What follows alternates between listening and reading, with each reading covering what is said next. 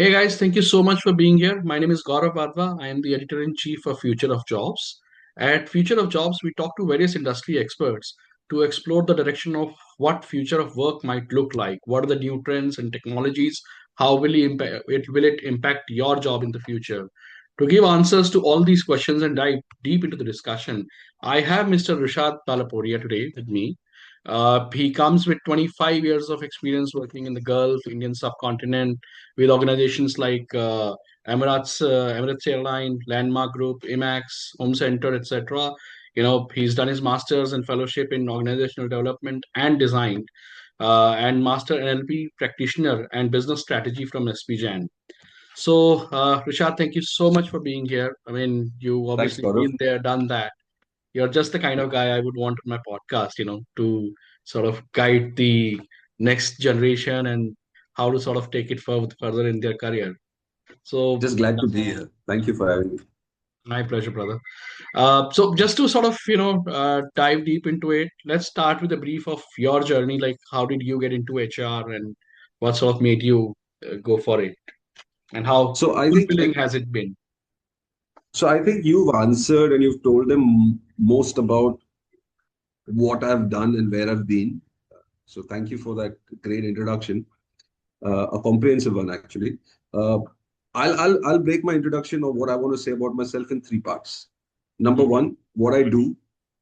I'm passionate about building winning organizations, world-class organizations, mm, winning cultures, okay, and engaging workplaces and exceptional results. This is what I do. Okay. What I bring to the table is I've been active in a wide range of disciplines within the HR strategy and solution mm, with organizations in the Gulf and the Indian subcontinent, as you mentioned. mm, And I've been involved with most organizations with God's grace during a certain transition of growth, which allowed me to get exposed to a lot of factors that otherwise I wouldn't have had. And that brings certain strengths in my in my portfolio, as I said, right, or what I can do. Lastly, the third part is how do I fit. mm. Okay. As we were talking earlier and I mentioned to you, I understand how to manage stakeholders and engage them to the business goals and strategic objectives, because I strongly believe that through collaboration only, okay, we achieve unique competitive advantage. So that is about me in a nutshell. Nice. So, and how do you see the future of work? Like, that's the first question I generally ask to all my guests. How is it that you see now, work changing? I mean, we hear about 4 days work week. We hear about, I in fact was listening to Elon Musk in this podcast, wherein he said that work might not be a necessity in the future, but obviously that's like long shot.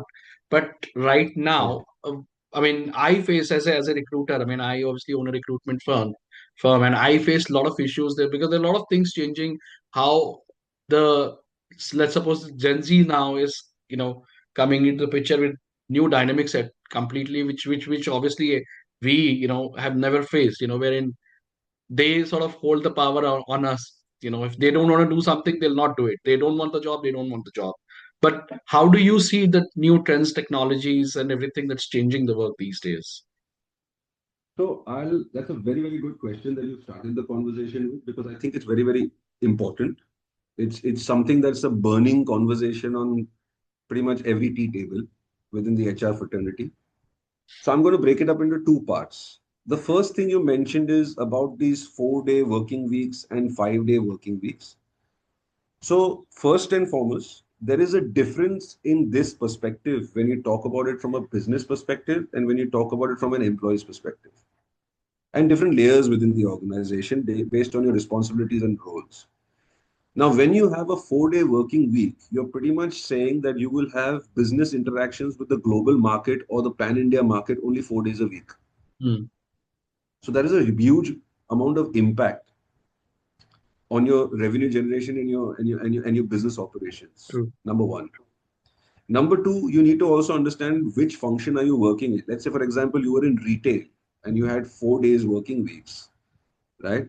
that would increase the operational cost of the retail outlet or the retail company exorbitantly. Same True. for aviation, which you can already see now that is happening with Indigo Airlines. I guess they should have preempted it better, but long and short of the story is that is what they're going to face now. The reason for shortage is because there has been an increased rest time for the pilots. True. Okay. So there are a lot of dynamics that you need to take into consideration. Number one, right? So a 4 day working week is not that easy to just come up with. But Number wouldn't, two, sorry to cut you off here, but wouldn't robotics help us there in terms of, let's say, if we have humanoids, sort of help, run the organization? We've seen humanless stores of Amazon, etc., in the US. Wouldn't that right? sort of take that burden off the human population, so to speak, Gaurav, that is and again, make the that's a business valid point that you're and raising. revenue That's a calculation? valid point that you're raising. Completely understand that. But there are two parts to this business, and I will explain to you that as well, right? Uh, the point here that I'm trying to make here is that it all depends on your organization's value discipline. Hmm. Since you brought up Amazon, Hmm. Amazon's value discipline is operational excellence Hmm. and customer centricity. Okay. So essentially, let me give a brief to the people who are listening to this podcast. You generally have three value disciplines. You have customer centricity, operational excellence, and product innovation. Right. So here we are talking about, and the idea, the philosophy goes on to say, is that as a company or an organization in a particular sector, Hmm. if you want to have the competitive edge, you need to master one and meet the industry standards in the other two. Hmm. Right? For example, Toyota. Toyota is working in the automobile industry. Their value discipline initially was only operational excellence. Hence, you had Toyota vehicles cheaper than maybe a German vehicle or an American vehicle, and their spare parts were cheaper and so on and so forth. And therefore, you had certain benefits. Toyota now, for your knowledge, is the only company that is a value discipline of two. Hmm. Since they've evolved, they've also got into product innovation. That's why you see these high-end cars and EVs and all coming up of world-class standards, Hmm. right? They move from, let's say, Toyota moved to Lexus and made their premium brand, and these things came about a little later. So essentially, that's one of the things. So it's very important for you to understand also what the value discipline of a retailer is, since you're talking about retail and talking about Amazon, Hmm. right? That also has a bearing on all of this. Now, the third part is all these humanoids, and I will talk to you about that as we go along. You see, I want to take this a little backwards and understand the way the market trends are going first. Number one. So, first, I'll talk about transformative technologies like AI. So, transformative technologies, what they do is they open our minds, Hmm. okay, to possibilities which were otherwise inconceivable without that particular tool, Hmm. right? So, give you an example, and this is not now. We're not talking. Let's talk about the 1600 AD, for example. It just comes springs to mind. The telescopes that you can get on Amazon for 2,000 rupees. It was invented by a guy called Galileo. Yeah. Okay, and he faced it to the heavens first, to the moon, right? And obviously, when you looked at the moon, the purpose of that was not only to see the moon closer, but it made us reconceive our entire positioning in the cosmos. Do you understand? Hmm. You understand? So, transformative technology makes you do things that you could not even imagine. But Absolutely. the beauty of transformative technology is that it feeds on each other. What I mean by that is that based on what? It is based on our application or creative application and use of it. I'll give you another example. There is a gentleman by the name of Faraday that not many Hmm. people know, but we use his invention every day, Faraday's right? principle. Yeah, Faraday's principle of electromagnetism is the principle which led to the advent of electricity. Hmm. Okay? And all the technologies that we know of today are as a result of that. True. True. Okay. Now, transformative technologies, on first glance, you can see a lot of benefits based on their application. But transformative technology changes everything. True.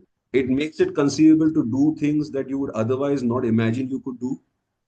And True. sometimes it also makes you do things that you never imagined you wanted to do. Absolutely. Okay. Who So would that's have the thought first social media would change our lives like anything? exactly. So that's the first part, to understand what transformative technology and the impact it has in general throughout the history of mankind. Hmm. Right. Now the second part is market trends. The market trend is moving towards AI, automation, and sustainable solutions. Hmm. Today, AI is not simple automation. It has almost become like a collaborative partner for businesses. Hmm. Let me give you an example. So you have something known as generative AI, Hmm. widely used for content creation, data analysis, prototyping. Now, it is said by experts that most business functions are going to be integrated with this form of AI Hmm. in the next near future, Hmm. right? Then you have agentic AI, right?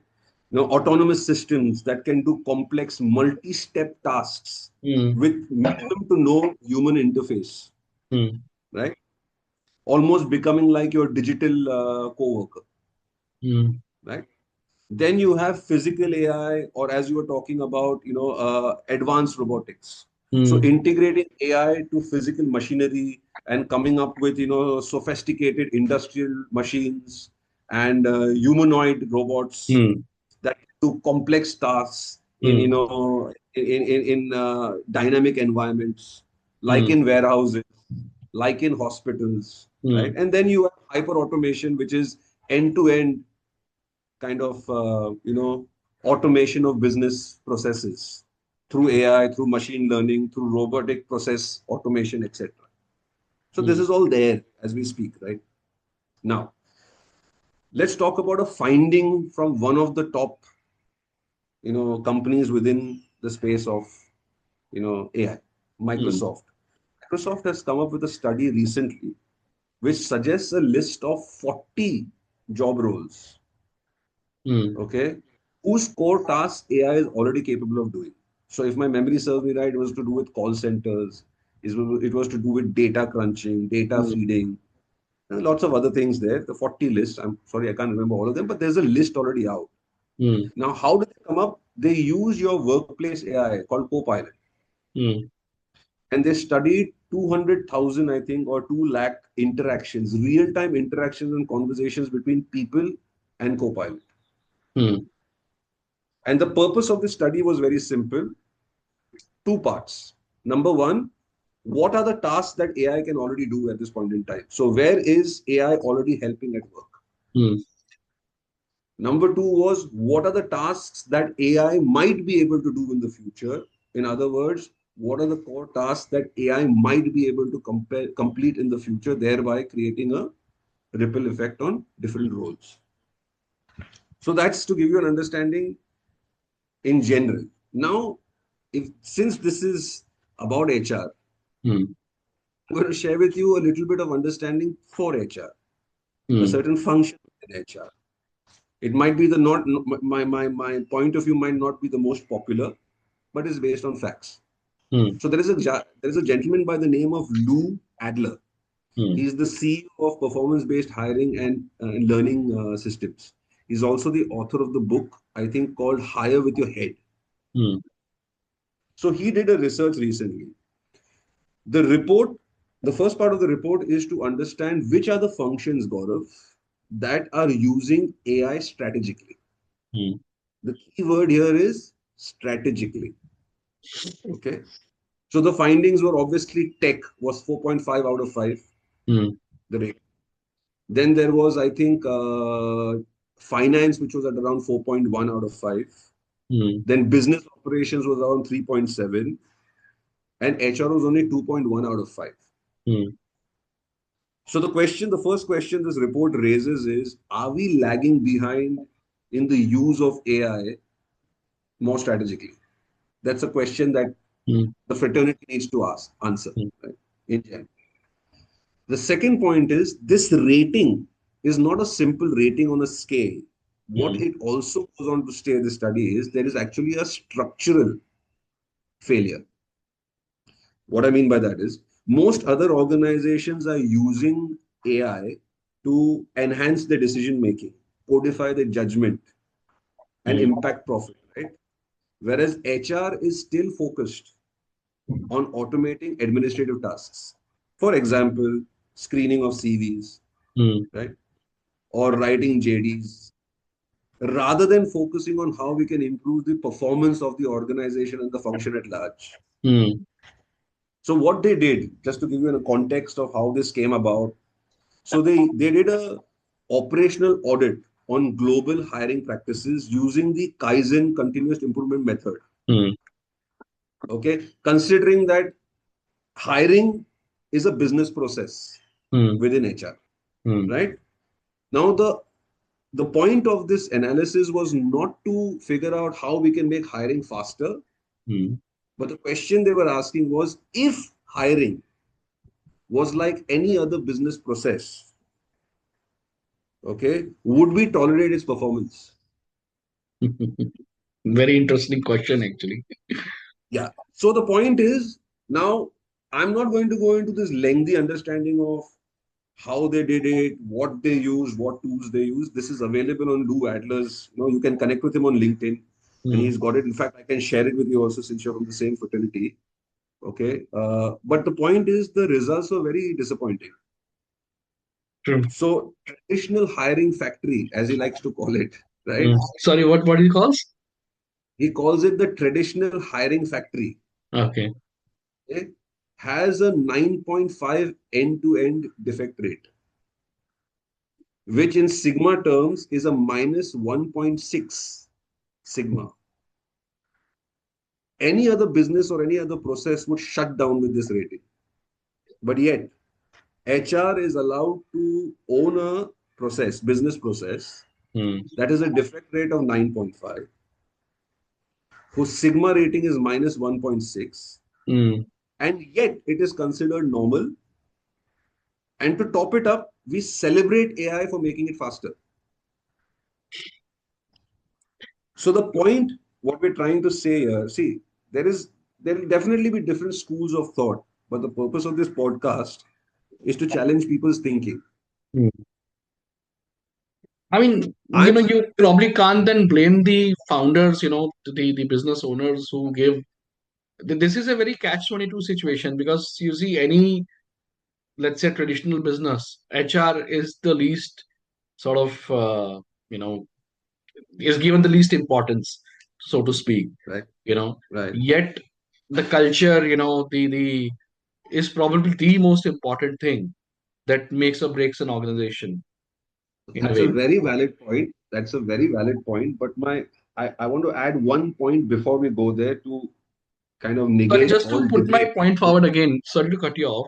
I don't know Yeah. if you've seen that series. I don't remember the name. This is on Uber.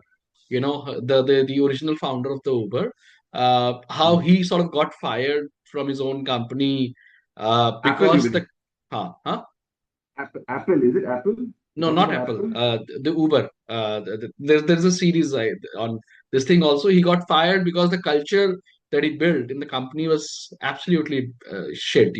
So they were growing Right. crazy, but then there were reports of sexual harassments and there were reports of things not going the right way. And eventually, he Mm, was fired by the investors because of this thing. The business was going mm, great. So I mean, right. it's a very catch-22 situation wherein HR is supposed to be good, like you said, but maybe it's not. Sometimes it's not given that due respect, and Mm, importance, but mm. it's something that's it's sort of you can't even ignore it completely like that. Yeah, I am forgetting his name, the founder of the Uber. uh, so he did not give that importance to building culture in his company, which was the reason for his downfall effect eventually. So, Gaurav, I wanted to add one thing and I'll answer your question. So, to avoid the unnecessary debate on what I just shared with you, Hmm. the report Travis, simply his name, suggests I that just Google. hiring is just not an HR function anymore. So, what this report is trying to push you towards is Hmm. hiring is not just a part of an HR function Hmm. or a subdivision of HR functions you know, hiring is a strategic execution system which has a direct impact on revenue generation, Hmm. customer experience, and competitive advantage in the market. Now, I'm sorry I'm tracking back, but this is That's very important to our initial conversation that we as HR leaders need to start thinking this way. Which leads me to your next question that you brought up, which was why is it that business owners or promoters are not taking HR more seriously? mm, In other words, why do we not have a seat on the table like other functions? mm. So my question to you is whose responsibility is it? Absolutely, HR's responsibility. That's the point that I want to highlight here. So as an HR person, your focus has to be on four strong pillars. Mm, Number one, strategy. So your job, your one of your primary roles or the baseline of everything that you do, mm, okay, is to support the organization with its strategic intent and revenue generation. mm. Please understand, even an NGO has to have profit for it to operate the next year. True. As materialistic as it may sound, this is the fact and It's a nature of reality. business It's a operation. reality at the end of the day. The second one, the second part is functional. Mm, You have to have a very clear eye or a very distinct eye on improving the overall efficiency within the organization. mm, Okay? People, system, processes, all your enablers, you should have a hand and a finger on it. Number three is fundamental or foundational. It is mm, your responsibility to feel the best team for the organization. In other words, human capital and capability readiness to keep the business future ready is your responsibility. mm, And the number four is outside in or business intelligence. So evolving your business to the changing needs of the customers, the ever evolving dynamics within the external environment. It is your responsibility to play a role with these aspects as well.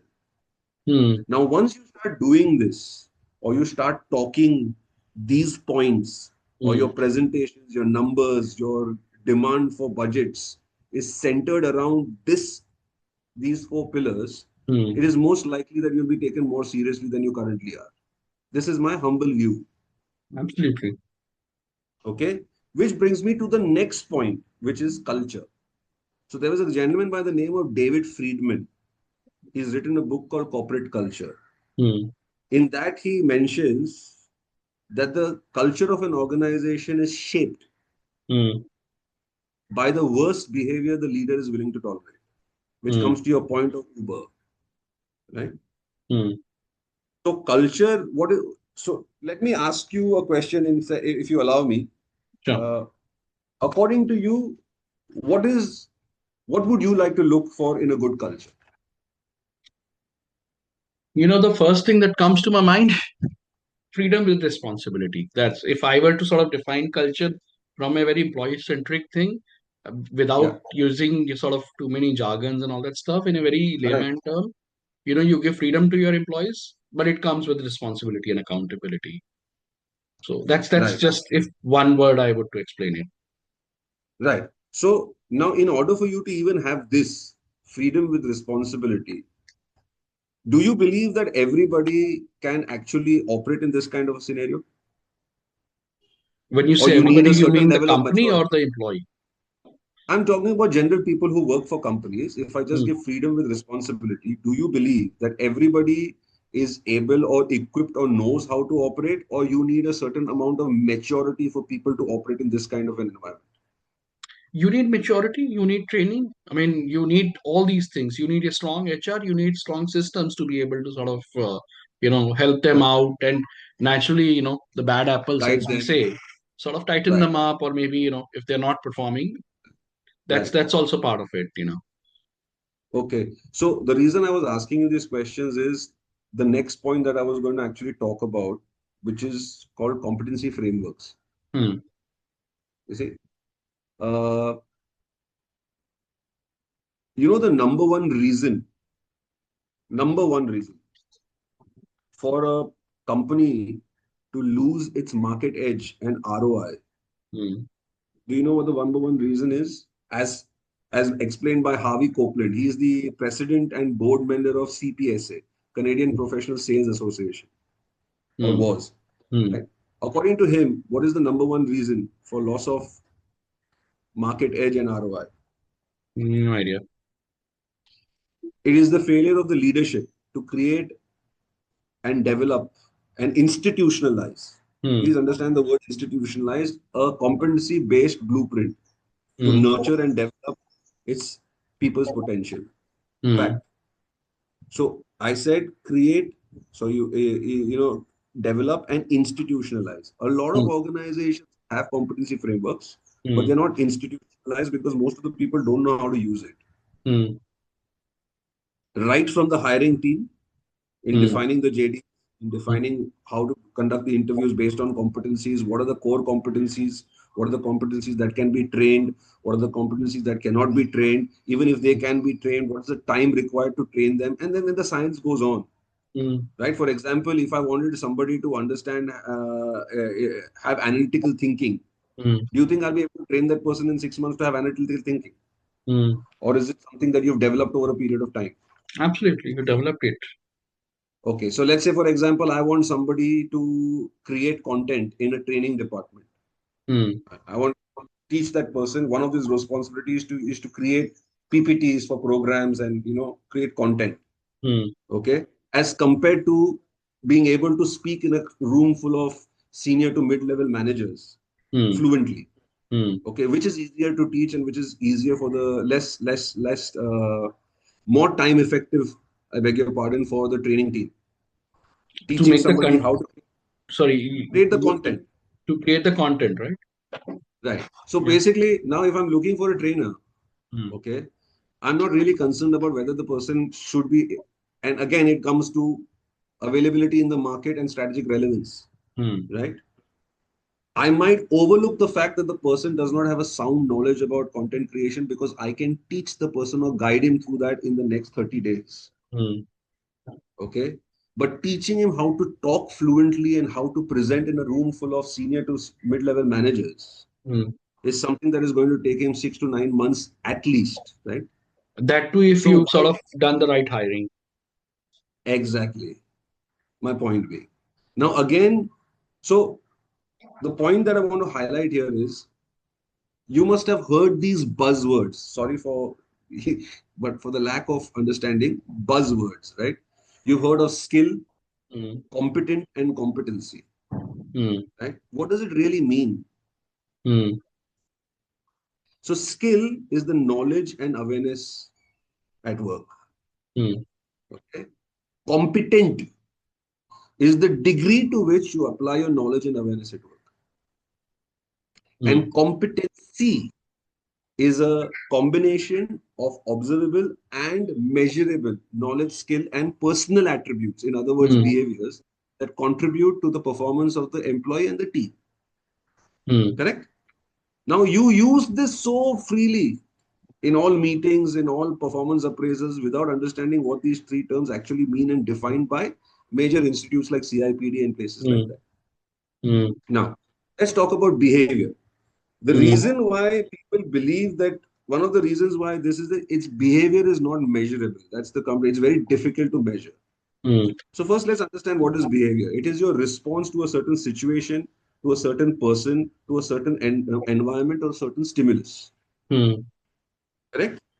Now let's presume that you and I are put in the same situation Hmm. in two different rooms. Do you think we Hmm. would react the same? No, of course not. Do you think our response would be the same? No. So then it is very clear to understand that behavior is a learned response. True. So it can be trained. True. You can define it and train it. Hmm. And definitely you can measure it. Hmm. Because I can understand if you respond to a certain situation in a certain way, Hmm. how effective was your response? Can you measure that or not? We are doing it all the time in call centers. We're doing it all the time in customer service already, right? True. Now, competency based data is very useful for recruitment, very useful for training, very useful for performance management, Hmm. very useful for compensation to, you know, and also very useful in the long run for, when we talk about career progression or, somebody's next steps. Succession planning in a way. And one of the conversations I remember us having was competency based hiring Mm, improves retention, which comes to your point of culture. When I'm hiring based on competency, when I'm defining a competency, it is not the same as another organization. For example, if I was to talk about innovation in retail, mm, and one of my competencies is innovation in Apple, do you think it would mean the same? yeah. Exactly. So if I've defined that same competency very specific to my organization, I'm Mm, getting a fit for that organization that is fitment to my culture mm, and overall structure of the organization. So you were talking about Uber. I can give you an example of Apple since we're talking about it. You remember Steve Jobs in the 80s was fired from Apple because of a guy called Scully. I think his name was John Don Scully. Scully.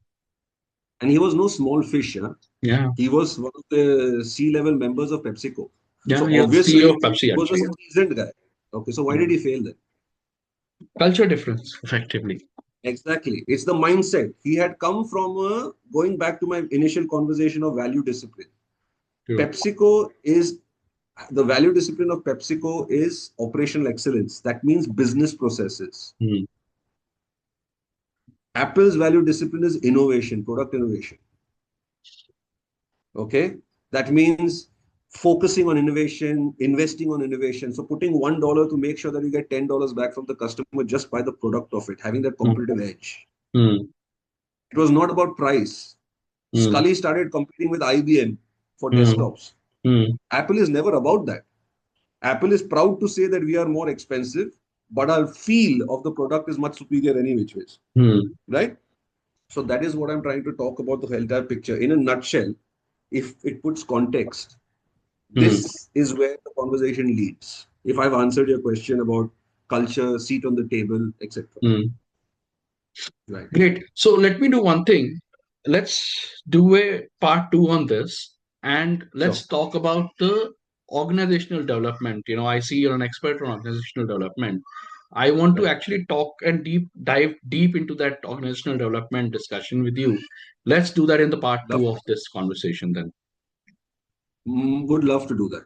Would Thank you love to so do that. much, Rishad. Thank you so much. And Thanks, I man. definitely look forward to connecting you again with you and continuing the conversation then. Speak to you soon.